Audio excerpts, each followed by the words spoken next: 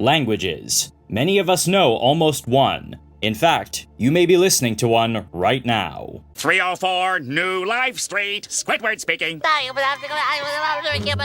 There is no way I am moving back there, SpongeBob. I am finally among my own kind.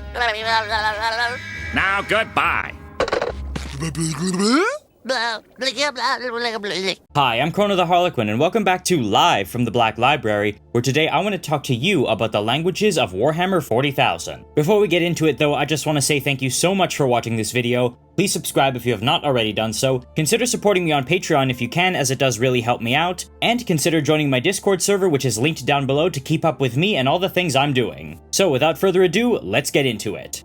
Now, something that's always fascinated me ever since I got into Warhammer is languages, because a language can really say a lot about a society in a sci-fi setting. Where they come from, the makeup of their society, how integrated they might be into a wider galactic community, and so on. And in Warhammer, there's a very rich assessment of how language functions, both for humans and for other non-human species. Let's start though with the Imperium of Man. Now, when you think Imperium of Man, you think Gothic. And when you think Gothic, you're probably thinking of that brain-dead pseudo-Latin they use like sensoria, or voxcaster, or cogitator, or things like that. Like, in practice in the books, it's represented through a mix of actual Latin words, things that vaguely sound like Latin, and techno-jargon. And the reason for that is just to put forward the notion that it is something very stuffy and official and not what normal people are gonna speak. Because as I'm gonna get into later, there is more than one version of Gothic.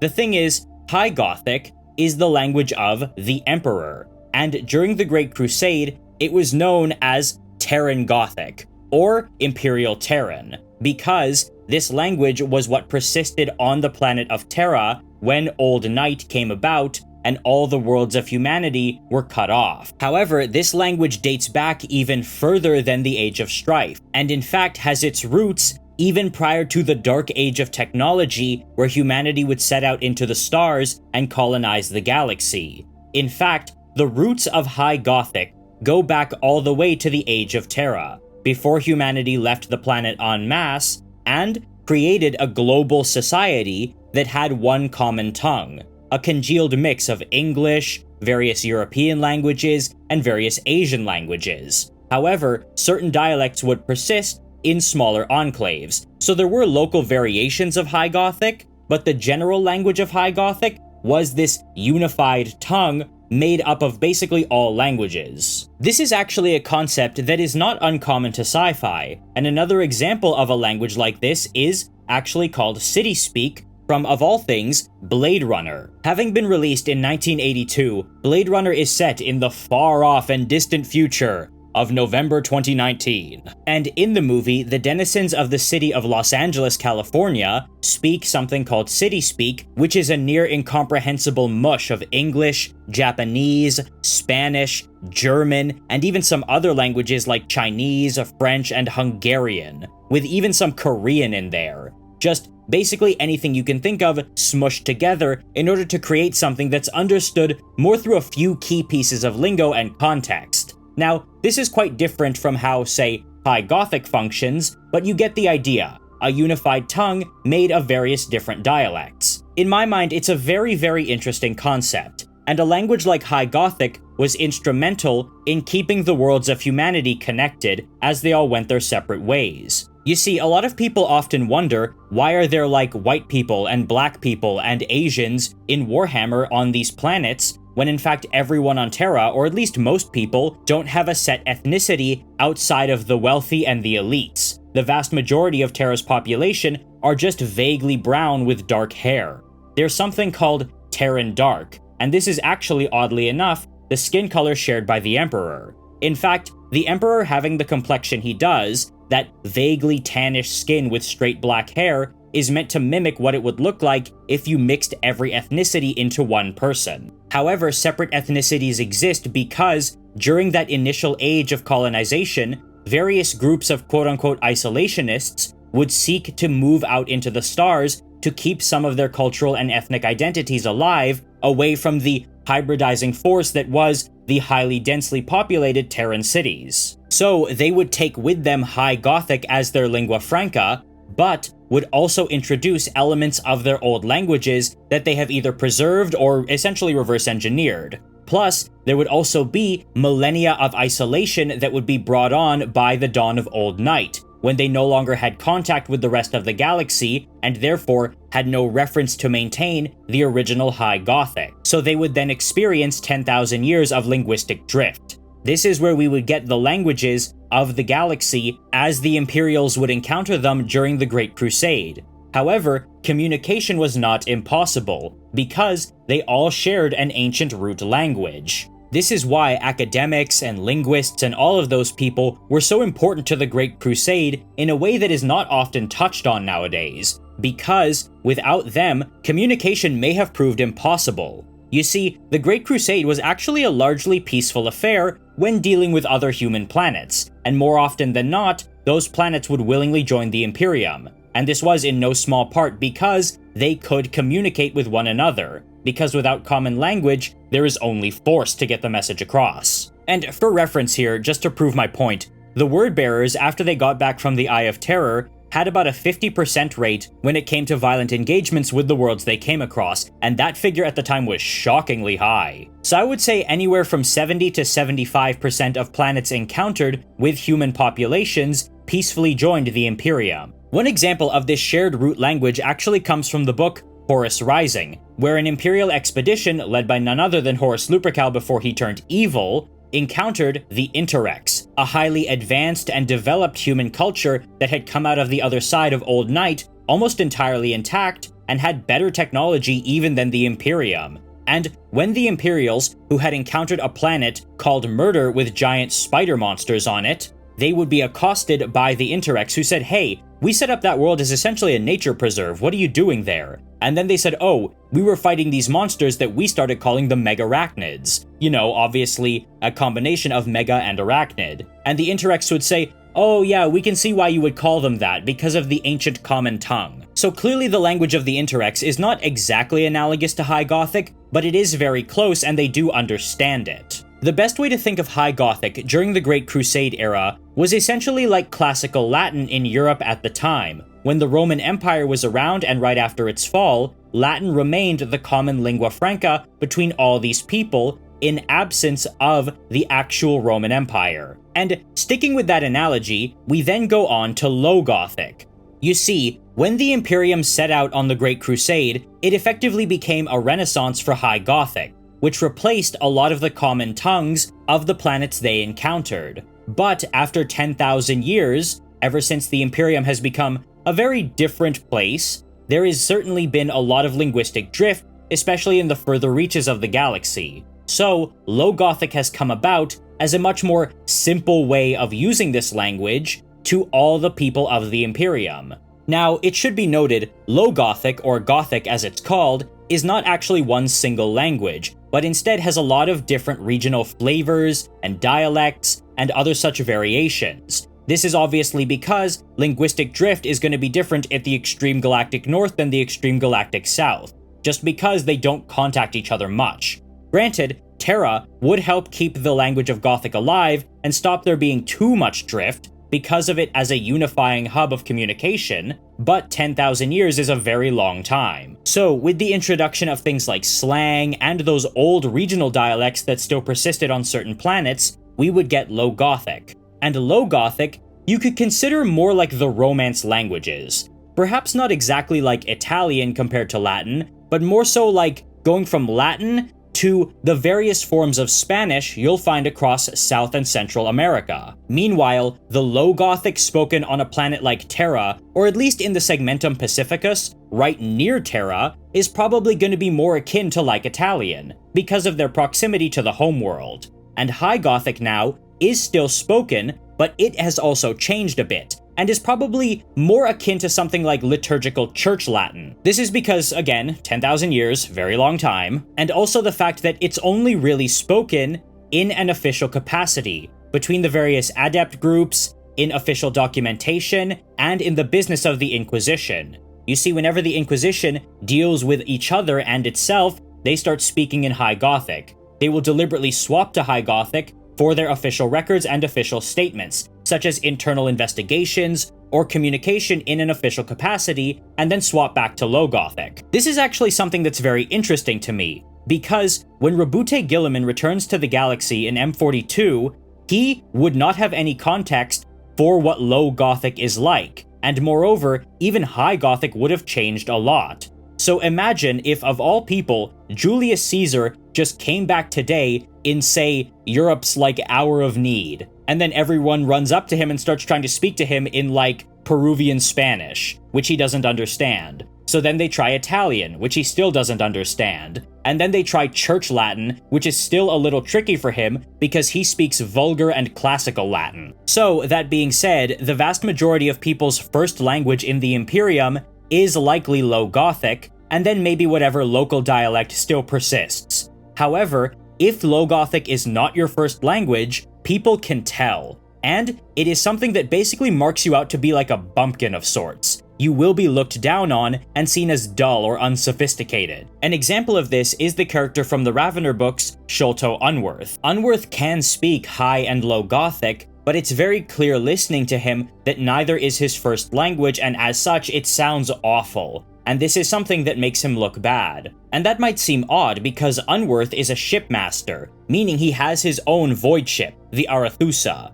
But the problem with that is, he's not like a rogue trader or anyone affiliated with the military or even the planetary defense forces. He's just a free trader, meaning he makes his money by hauling goods from planet to planet within a subsector. He's essentially a glorified truck driver, and this is part of why he maybe didn't have Low Gothic as his first language. He just wasn't seen as someone important enough to learn it immediately. You see, if you grow up in a hive city, you're likely going to be exposed to it from the very beginning, because most of those hive cities were settled by settlers from the wider Imperium over the course of the age of the Imperium. But if you're not from a higher hive city, if you're not from anywhere in high society, and you're not connected to any careers that will keep you in touch with the wider galaxy as opposed to your subsector, High Gothic and Low Gothic education might not reach you. And this is why it looks bad if they can tell that it's not your first language, because it's an indicator that you are just not that important. Hell, it also indicates that what you do maybe isn't that vital to the Imperium. If you work in, say, a manufactura or something like that, even as manual labor,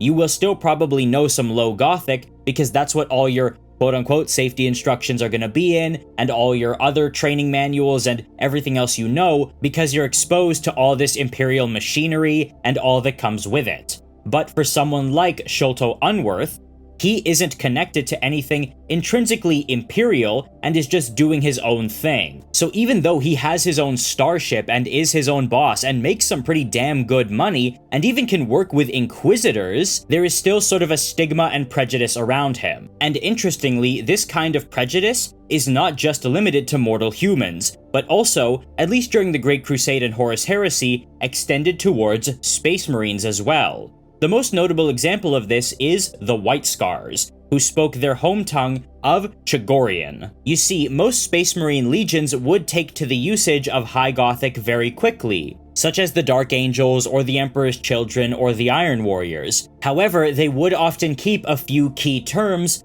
from their home planets. The Iron Warriors I know in particular are known to throw in a word or two of Olympian here and there. And I believe the Imperial Fists also wholeheartedly adopted Gothic. Also, Macragge, as far as I can tell, never stopped speaking a form of Gothic, something that would make sense considering the planet of Macragge, before Guilliman even arrived, was still connected in terms of communication to other neighboring planets, meaning they could have kept a common tongue intact, which would have remained at least close to the common tongue that predated the expansion into the galaxy. But more isolated worlds would start using their own languages, like Chagoris, and this is actually something that would also, much like Sholto Unworth, contribute to the perception of the White Scars Legion as being uncivilized and barbaric. This is actually something that directly causes problems in the narrative, because during the Council of Nicaea, when Magnus the Red was on trial for sorcery, the librarians of several legions came there to advocate for the usage of their practice and to speak on Magnus's behalf. And out of this group of librarians, one of them that took point to speak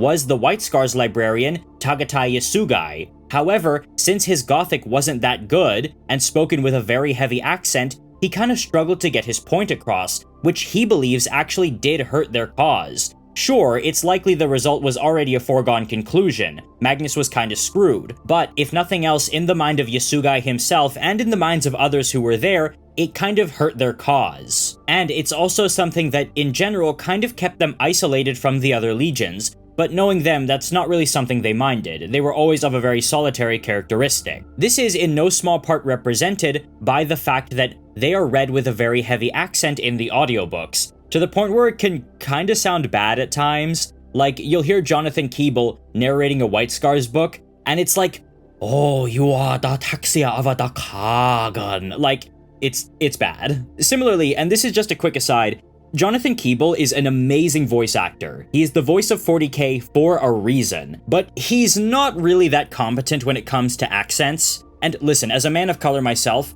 I don't think a voice actor doing accents is racist in any capacity. Like, if you're mimicking someone's accent to go out of your way to mock someone or a certain group of people, yeah, that's objectionable, but he's an actor playing a role, so in my mind, it's not really a big deal. However, there was an instance in the Siege of Terra where he was voicing a regiment of African soldiers, and like, yeah, I do mean hardcore African, not just like, say, the Salamanders, because they came from a hive city on Terra called Adaba Hive, which is obviously meant to be Addis Ababa in what is now Ethiopia. But when he voices these characters, it's literally like one step above Ugandan Knuckles in terms of African accents. Again, it's not racist, but like, it's bad. Also, a side note to this side note, I feel bad for people who don't listen to the audiobooks because you don't get to experience the joy that is hearing Jonathan Keeble say the word boom. If you know, you know. Also, back on track here, everything I just said about the White Scars also applies to the Space Wolves, another planet that was populated by an isolated group of people of a specific cultural identity, except instead of Mongolian, they're Scandinavian. And, again, it definitely brought down the perception of them in the eyes of many others in the Imperium. It made them look uneducated and unsophisticated, even though Leman Russ was arguably at a genius level of intellect. That's something that's really driven home in the book The Burning of Prospero, where we really get to meet the Space Wolves. Definitely a highlight book in the Horus Heresy, in my opinion. Like, yeah, they just seem like these dumb brutes on the outside, but when you really listen, you see how cuttingly and perceptively intelligent they are. And furthermore, much like the White Scars, they do retain a lot of the old words in their language, even when they do speak Gothic. Words like weird instead of warp, and calling the Emperor the Allfather instead of the Emperor. Also, they refer to Remembrancers as Scalds. Another legion that retains their old language are the Night Lords, because they speak a lot of Old Nostraman. And I'm gonna say this, Night Lords fans are wild because several people have gone and tracked down all the instances of Nostraman being spoken in the Night Lords book trilogy by Aaron Dembski Bowden. And honestly, it is such a weird language, it's hard to make heads or tails of it. Because they'll say things like Juska in exchange for yes, and they'll say things like Synthalia Charvorval Velias, meaning the woman will be the death of us. Or Korsiase, meaning breathe now or beware. I'm pretty sure the reason for this is because the Night Lords, generally speaking, are meant to be modeled off a vaguely Eastern European vibe, kind of like Hungarian or more specifically Romanian. I think whereas other legions might have stopped using this language, I'm pretty sure the Nostramans kept on to it just because they're not fond of the Imperium and they don't respect it as much. Sure, there were words in Old Calibanite, but they don't really get used much anymore because they embraced the Imperium wholeheartedly. Well, most of them at least. There are two Space Marine languages though that I find more interesting than any others, and those are the languages of the World Eaters and the Word Bearers. You see, the Word Bearers kept using their language of Colchizian even after they joined the Imperium, and that's because it was very important to them, given their highly spiritual nature and how they brought over some of those priestly and religious structures into their legion. So they continued to speak and utilize a lot of Colchizian. But they weren't the only ones who spoke this language, because they would encounter several planets in completely random places along the way in the galaxy that spoke a similar dialect and had a similar written script, including the original planet of Cadia. That's because, unbeknownst to them, they were speaking the language of and writing in the runes of chaos, which is essentially kind of like the demonic tongue of demons, but translated into human speech in a way that won't immediately explode someone's head when they use it. So, much like their homeworld of Cultus, any planets they came across that were using this language and script were in some form under the influence of chaos. Sometimes this was more covertly present, such as with Cultus itself, or another planet called Nurth, which was actually infiltrated by the agent of the Cabal, John Grammaticus. And when he was there, he used his powers as a logokine, that being someone with the psychic ability to understand entire languages just by seeing or hearing them once, to know that the people of the planet Nurth, despite seeming like normal everyday people on a relatively sandy planet, were actually speaking the tongue of chaos. And when an average person said a simple goodbye to him, something akin to like, alright, see you around, God bless, he actually winced because he knew what they were actually saying, unbeknownst to them, was something akin to, may the great annihilator sear your soul. On other planets, this was far more overt, like Cadia when it was first discovered by the Wordbearers during the Great Crusade, wherein they would basically all be divided into these tribes and clans that all worshipped chaos and would willingly channel demons into their bodies, something that was fatal but seen as essentially a sacred tribalistic rite. Note, these original Cadians were driven to extinction after Lorgar bombarded the planet with cyclonic torpedoes to ensure no one ever knew he was there, only for the planet to later be resettled by proper Imperials and become the fortress world we know now. Well, new. And the other Legion language I wanted to talk about was that of the World Eaters, because they speak something called Nagrokali. Now you must probably think, oh, I bet that's the language of the world Angron was found on, Nuceria. Well, the thing is, they didn't recruit from Nuceria. After Angron was discovered on the planet, the Legion basically had nothing to do with it. In fact, one of their main recruiting worlds was a planet called Bot, which would eventually be destroyed after an Iron Hands leader rammed a moon into the planet. So you would think it must be their language. Well, no, you're wrong again. Because just because they recruited a lot from Bot doesn't actually mean that was the majority of the World Eaters Legion. You see, World Eaters would just pick up people from anywhere. Every planet they stopped on, they would just grab whoever stood out to them, put them through the trials to see if they'd pass, and then inject them into the Legion. And again, they weren't too overly concerned with the greater structure of the Imperium and liked to do their own thing, even before the Butcher's Nails. So, given their very diverse stock and their lack of desire to actually learn Gothic, they would effectively develop something that is called a Pidgin language. Now, a Pidgin is in essence a simplified version of a language that adopts various elements from several languages and is used as a common tongue between speakers of several different languages, basically making it a cobbled-together sort of intermediary. Then, after a Pidgin language is formed, it will eventually then develop further and become more complex, forming what is known as a Creole language. Two examples of this in the real world is Jamaican Patois, which actually is not a Patois but is in fact a Creole, and Hawaiian Pidgin, which started out as a Pidgin but has now developed into a full Creole. That is what Nagrokali is. It is a Creole language that only exists within the World Eaters Legion, and that is very interesting to me. Now, regarding humans, there is one more spoken language I would like to touch on, and that is the language of the Mechanicus, known as Binharic. Now, it should be noted, all tech priests and members of the cult Mechanicus can speak Gothic. That's how they communicate with everyone not of the cult, which is very important, and oftentimes how several of their services are done, because the Gothic language does hold a place in their culture and religion, given that it was the language of the Emperor, or Omnissiah. However, their main language is Binharic, which is translated through ones and zeros, oftentimes blurted very quickly through voximeters or other such synthetic speech devices. That's why you'll often see members of the cult Mechanicus with speakers on their bodies, and why one of the first things they augment away is their jaw. So, while speaking Binharic is an incredibly tedious and difficult process for someone who isn't a tech priest or is unaugmented, it's very, very easy for them, and is known to be very good for translating a lot of technical information a lot faster than regular Gothic. Plus, it is universally understood that machine spirits respond a lot better to prayers and encouragement in Binharic than in Gothic. For example, one common praise in Binharic to weapons is 01010000 011000101 0111 0111 001 00001 001 00000 0101 0000 011 00 101 0111 0111 001 00001. Just gorgeous, really, and I thought Dutch was a beautiful language. By the way, I actually popped all of that into a binary translator and it translates to pew pew. I'm not joking. Also, a common prayer that guardsmen will say to their lasguns is called the Infantryman's Creed, but something they'll often prefer more, if possible, is something called 0100 1111 011 00 100 011 00 101 001 0000 011 0100 011 01111 001 0000 011 00001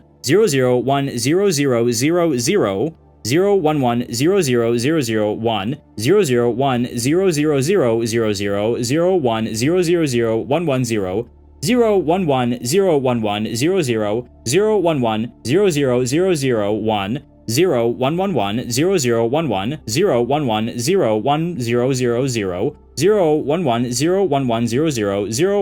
010001 011 00111 011 01 000 011 0100, which translates to Ode to a Flashlight. So, while Binharic is truly a very, very special language, it should be noted it's not the Mechanicus' preferred method of speech, and their favorite method is a Nospheric communication, because that is literally just direct translation of thoughts from one to another, essentially through the cloud. Basically, it's technological telepathy. However, Nospheric isn't exactly spoken, but there are several languages in the Imperium of Man that aren't spoken at all, and of course I'm talking about sign languages. A lot of people I don't think realize just how diverse sign language is. Almost all widely spoken languages on Earth have a sign language variant, and it even goes beyond individual languages into individual dialects. For example, in the US they have ASL, American Sign Language, but they also have BASL, or Black American Sign Language. This is a version of sign language that developed in the American South, and due to community isolation and a segregated education system, is markedly different from ASL, including using two-handed signs instead of one-handed signs, and having been influenced by African American vernacular English. So knowing this, it would stand to reason that planets with their own versions of Gothic and their own straight-up languages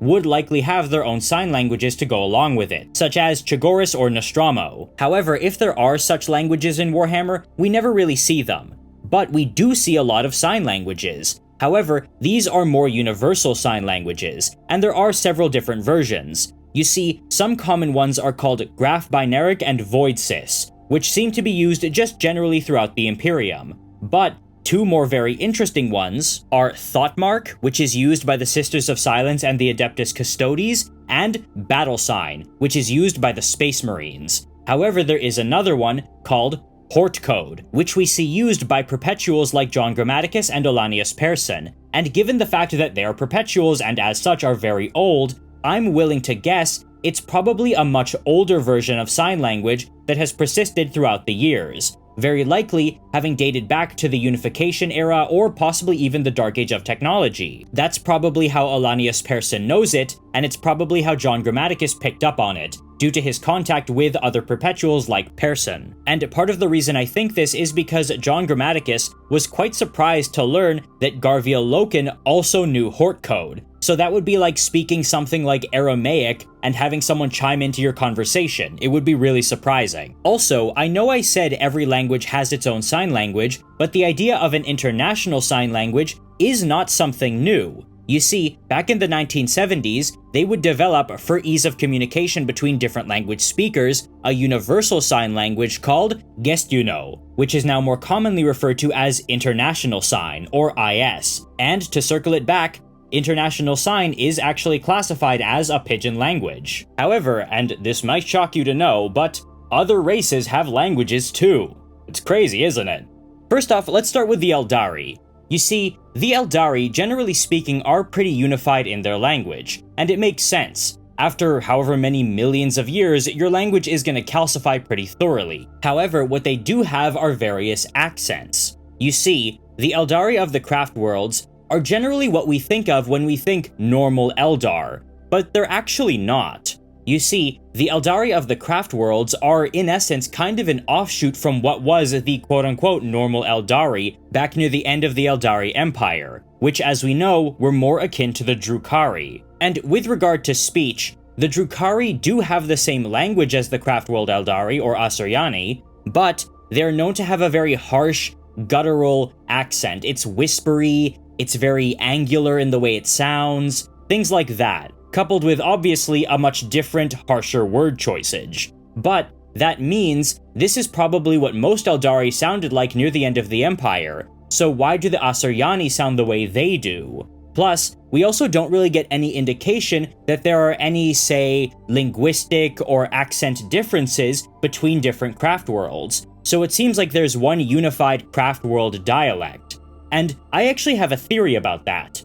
You see, when these Eldar, near the end of the Empire, decided to set out in their craft worlds, they did so with the express intent of rewinding Aeldari society back towards a more holistic and restrained way of being, going back to how they used to be. So it also seems entirely possible that in order to properly facilitate this change, they would go out of their way to change their manner of speaking, likely as a way to sort of push out some of that more hedonistic influence by just removing those words from their language, and just making themselves sound less cruel and less aggressive in order to let that mentality propagate, effectively expecting mentality to be downstream from language, which is actually something a lot of people argue in the real world. And as with the real world, we can see examples of this in our own timeline, where cultures that have often been under the domination of another culture, but are now suddenly being freed up, will undergo a linguistic renaissance of an old language they used to have, which was thusly suppressed. Two very apparent examples of this are the resurgence in Irish Gaelic and Scots, both coming about as a reaction to English domination in decades prior, as a way to sort of reclaim part of their identity and not let it die away. The Harlequins, for their part, are known to speak normal Aeldari as well, but in a way that is very flowery and thespian. Plus, their accents are again very theatrical. This is actually something you learn when you take theater, to project your voice in such a way. This is because if you just try and speak normally or in the way a TV actor would, in a theater setting, no one's gonna actually hear it because they're further away from the stage, and a lot of that nuance is gonna be lost. So you gain that projection to really convey emotion and make sure everything gets across. That's why theater acting can often seem very overdone. And the reason the Harlequins speak like that all the time is because they don't just play their roles, they literally become them. That becomes their new identity when they join their troupe and become a Harlequin. So they're always speaking in that thespian way. Now, I really wish I could give an assessment for how the Exodites would sound, because that's probably the most interesting one in my opinion, because if anyone would have their own dialects and heavy accents, it would be them, but Games Workshop is hell-bent on telling us as little about the Exodites as possible. Like, aside from just the fact that the Craft Worlders want to defend the Exodites and keep them safe, we never really hear about them. And while I'm talking about old races, let's talk about another old one, the Necrons.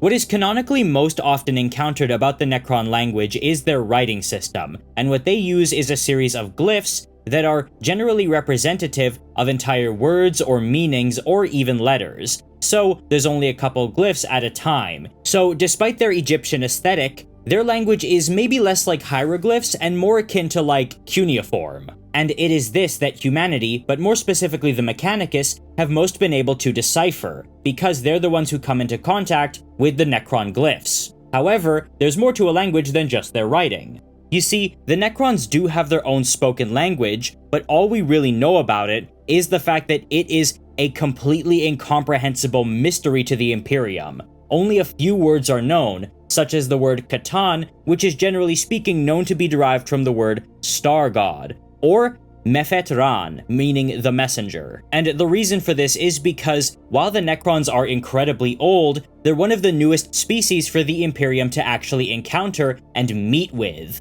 Because the Orks have been there since the beginning, as have the Eldar, but the Necrons are only just now waking up.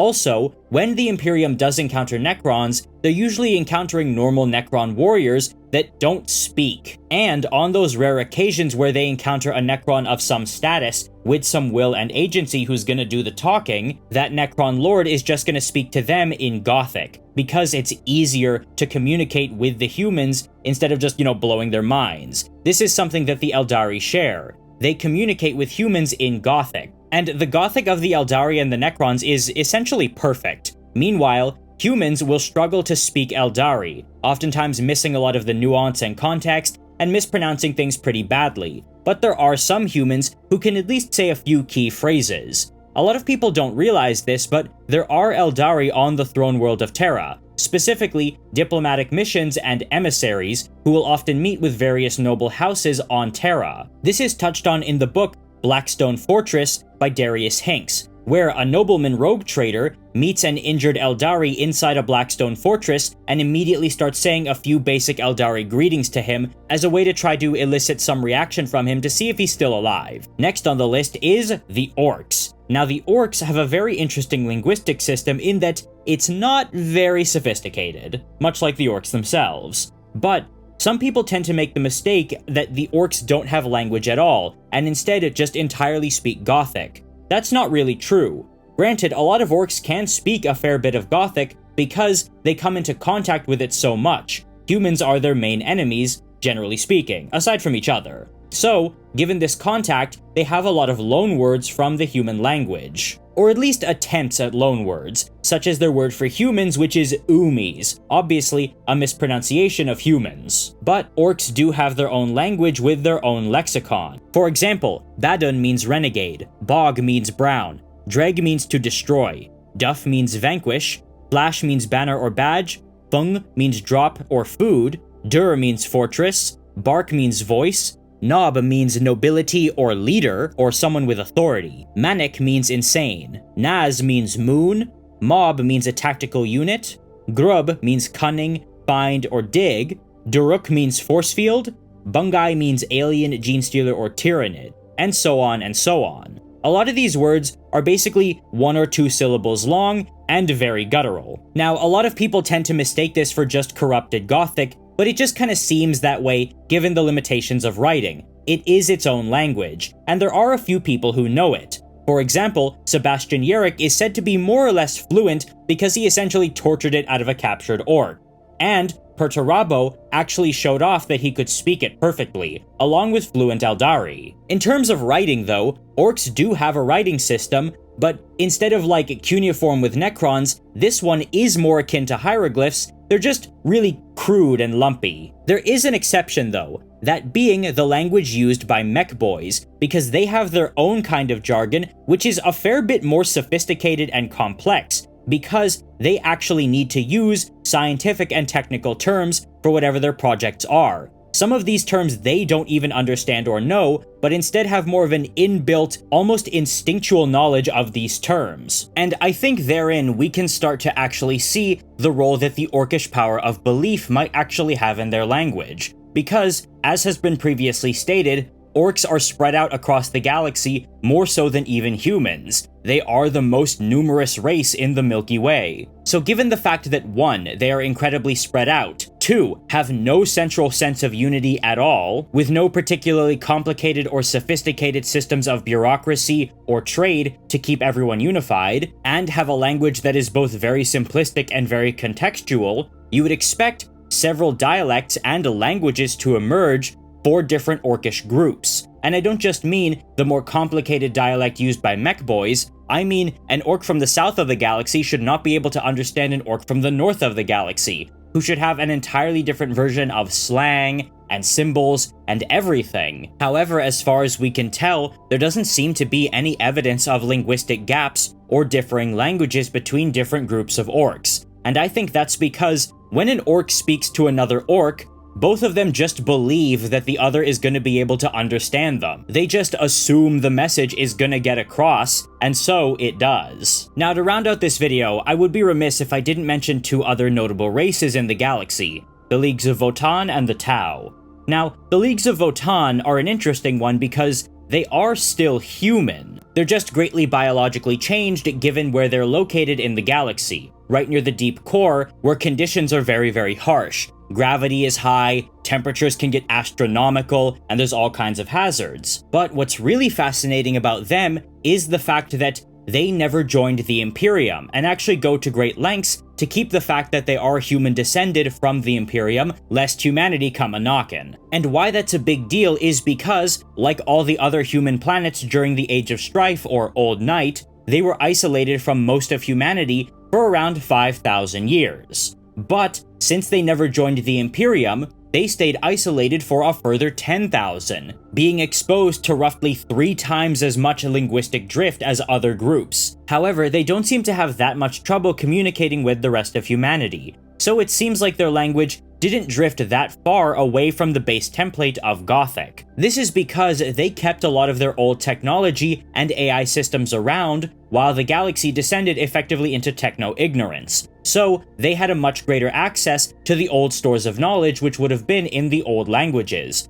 Plus, they stayed connected, well, at least in their enclosed circle of the galaxy, as opposed to other groups which were isolated to just one planet. What we can, though, learn about their language from what we see of it in the few stories they're in is the fact that there's definitely that very clear Norse-esque influence in some of the words they use in the kin language, which indicates that, like the Chagorians and Fenrisians, they are descended from a specific ethnic group that sought to carve out a space in the galaxy for themselves. Also, a side note because I didn't mention it earlier, one thing that annoys me about the Space Wolves language of Fenrisian is the fact that they are very clearly Viking descended, that is their main inspiration. However, some of the words they throw around, like weird, are not Norse, but are in fact Old English, otherwise known as Anglo-Saxon. The big example of this being the word weird, which roughly translates to someone's fate or personal destiny, whereas the Old Norse word would be something like urtur. That would be like if you had a Viking-inspired faction, but instead of them calling their nobles jarls, they called them ealdorman. That's more or less unrelated, but it felt like something I should mention because when am I ever gonna have the chance to bring that up again? And last on the list is the Tau. And the Tau are really unique because they are the youngest race in the galaxy, and as such, have a very cohesive language system. Now this is for entirely different reasons than the Aeldari. With the Aeldari, their language was so old and entrenched that it's not going to be changing much anytime soon. But with the Tau, their language is so young it hasn't really had the time to drift, nor have they been largely separated by something like Old Night, and as such their language is very cohesive. However, there are known to be some dialect differences and accents between different sept worlds. I think that's largely unavoidable. The real big differences, though, are not between races or between septs, but between castes, because, unlike other species, the Tau are divided into different castes. You see, in the Imperium-of-Man, I mentioned there is sort of a stigma around people who don't have Gothic as their first language. And of course, the low Gothic learned by someone who lives on Terra or up high in a spire is going to be quite different from, say, the gutter slang of someone who lives in the Underhive. However, for the different Tau castes, the language and dialects they have between the different castes are dependent on their very specific, tightly defined roles in society. And the way this manifests is the usage of various prefixes and suffixes that only really show up in relation to the activities, roles, and accoutrements of certain castes. Now, granted, other languages have such distinctions too, and they will show up as differences in someone's speech and in the way they will refer to things, but given the mobility of humans in general, it's not really as pronounced. However, for Tau society, since they are in genetically defined castes that very rarely intermix with each other, it becomes much more pronounced linguistically. An example of this is the word or, O-R, which is an adjective meaning compelling or authoritative. But in the Tau Earth caste dialect, it literally means life force or life energy. The word Jing Asa means round cover, but in the Water caste dialect, that means the round hat that is very important to water castes, that sort of flat conical hat that denotes their status and their career path and their rank. Whereas for an Earth caste, that might mean like manhole cover. And in the Air caste dialect, the word Skether means courier. However, Skether Khan means white courier, which in the Air caste dialect means messenger. And this actually derives from a more archaic word meaning an ancient imperial messenger or white courier. So sometimes in different dialects, words will have different meanings based on, say, literal description or evolved archaic definition. And interestingly, it actually makes sense that the water caste's words would be ones that use description more than the dialects of other castes, because they're the ones who communicate with other species that don't speak their language, or the Tau lexicon. So simple descriptive language would be very useful. This is actually how Europeans would communicate with Native Americans whom they had no root language in common with and no lingua franca with when they first encountered them. They would mime out an action or point to something and then say the name of it. So, if a Tau watercast wanted to explain what was up with their hat, they would make the symbol for round with their hands and then cover, as in on top of their head. This is my round cover, my jing asa.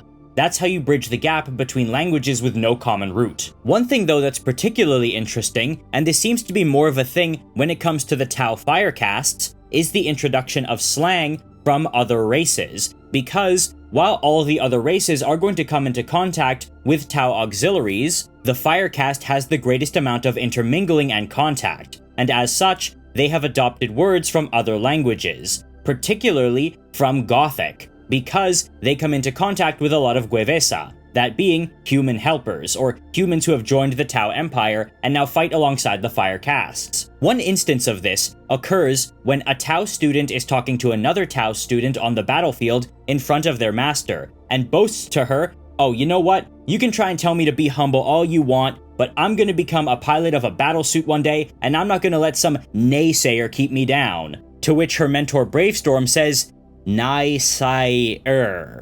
I do not know this word." And she says, "Oh, it's a term for an individual who perpetuates negativity as a character trait." And she says it in this really sort of blithe, matter-of-fact tone. And he doesn't like this. He thinks, oh, that's such a typically human concept, for an individual to be known for undermining his fellows as a matter of course, because Tau don't do that. It's just not a thing for them, because of the nature of the greater good. At least that's what he says. And then he thinks, it was a peculiar trend amongst younger Tau to adopt terms of the Guevesa, those Imperials who had seen the light of the Tau Empire and worked towards the Tau Va, or greater good as it was known in the Watercast's parlance. Of late, even some warriors of the Firecast had begun to use Imperial words, ostensibly to improve their understanding of the human mindset. The habit had the tang of fashion about it. It had always sat ill with Bravestorm and his fellow commanders. The traditionalist Shah Vastros despised the very idea. After all, these were the same terms used by the unenlightened savages that had invaded Dalieth Prime in a storm of brute force. So you can see right there the more flexible nature of the Firecast's dialect in regard to absorbing outside terms, and that's not something everyone agrees with Bravestorm essentially having a boomer moment at the idea of the younger Tau using terms like naysayer. And furthermore, we see another instance of thought being downstream from language, where the concept of a naysayer is just alien to Bravestorm. He doesn't really know what that is, and when he finds out what the concept is, he just scoffs at it as very inherently un-Tau to be a naysayer. However, for someone like the young Tau who uses the term, it's a completely obvious and understandable concept that she's able to just reference easily. And that's another very interesting point about language, the adaptation of language over time due to outside influences. A very big example of this is English, the language we're speaking right now, because English initially started as Old English, that being Old Anglo-Saxon, and also adopted elements of the Brittonic Celtic languages that existed on the British Isles since time immemorial, and Latin that had been brought over by the Roman Empire. And then they would start to absorb Danish words and linguistic patterns when the Danes ended up invading and occupying half the country in a period of time known as the Danelaw. And then further still, after the Battle of Hastings, England would come to be ruled by Normans who came up from the Duchy of Normandy in France and brought their own dialect of French, because they themselves were also descended from the Vikings. So then, with the introduction of Norman French into the upper strata of society, you would start to see Middle English develop. This was the language of, say, Geoffrey Chaucer and the Canterbury Tales, and then it would eventually morph into early modern English, that being the language of Shakespeare, which has now become the English of today. This actually could happen to the Tau language, because when they were dealing with other races, they were usually in small numbers and kept at an arm's length to a degree. However, as more and more humans joined the Tau Empire, if that is allowed to happen, they would suddenly be faced with a very interesting linguistic situation. Because you have to understand, humans, even if you can control the amount at which they breed within the Tau Empire, every world you gain has a population an order of magnitude above anything the Tau can put out in a similar density. For example, one hive city can have the population of an entire Tau solar system, something the Tau sometimes straight up don't believe and assume humans are exaggerating. And one hive world can have a population in excess of hundreds of billions, even closing in on 500 billion. There is no way something like that wouldn't begin to affect the Tau language in some capacity. And considering how mobile humans are in terms of what they can do and the paths they can pursue, it is entirely possible that this influence would affect all Tau castes aside from the ethereals, and they would probably view that as something pretty uncomfortable. And even if it doesn't end up affecting the core language of Tau civilization and relegating the original Tau lexicon into the realms of the archaic, it could absolutely lead to the creation of a Creole language, something like a Gueva or Guetao. And this is something that would very likely be met with opposition from Tau traditionalists, because, as previously stated, it does seem like in Warhammer, language is upstream from thought.